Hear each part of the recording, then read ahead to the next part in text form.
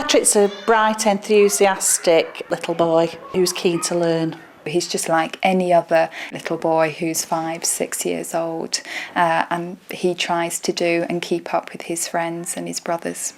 Patrick's got a neuromuscular genetic disorder called spinal muscular atrophy, which means all his muscles are very weak. So not only are his leg muscles weak, but also his arms and his fingers, which means it's very difficult for him to do anything practically like hold a pencil and write. Okay, before he had the mouse and keyboard, he was struggling because his hand control was poor on the mouse, and pressing it all the time was difficult for him.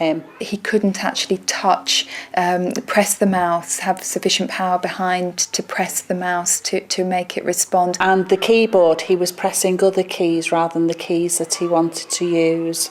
Before the assessment, Patrick was not able to access a computer as he wished to be able to, and as a child of his age would normally be able to do.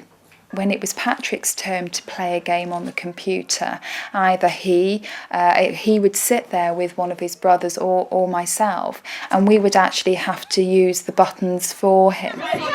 We were very fortunate in the fact we had an initial assessment at school. We started off with the mouse initially because that's what Patrick was finding most frustrating. He was assessed and a variety of keyboards and mice were used. This moved on to home, where we were actually given a laptop by ACE and all the different mice that Patrick was able to use and try out over a period of time. From that, it was determined that he'd use the small keyboard that he's using now and the glide pad.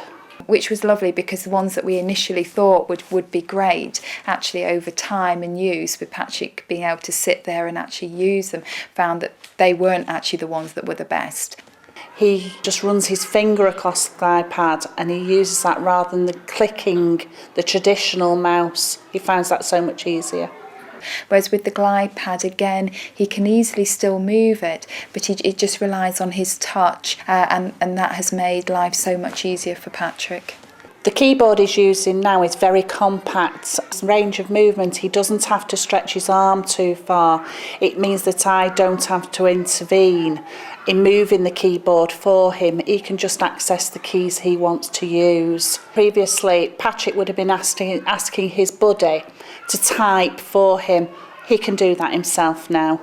Patrick also uses a piece of software called Point and Click, which has enabled him to click and drag objects, which again is something he'd wanted to do previously, which I think he'd needed to do within games. At home, it's made a massive difference to Patrick in the fact that he's actually independent now on the computer. For a lovely instance, for Christmas, he was able for the first time to actually send an email to his cousins who live in New Zealand, thanking them for his Christmas present, which he did independently. Effectively, he typed in the thank you and everything, which is something he'd never been able to do before.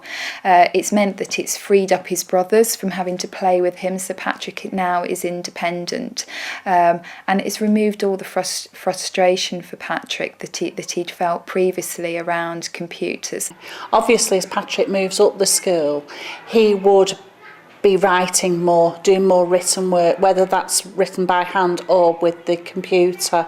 And now we can see a way forward that as he progresses through the school, that he'll be able to work independently instead of myself and my other colleague scribing for him. By Patrick having these computer aids, it will enable Patrick to, from a computer point of view, be able to access everything that his peers are doing. Working with my old keyboard and mouse was hard. It's easier now with my new mouse and keyboard. I can do the same things as everybody else.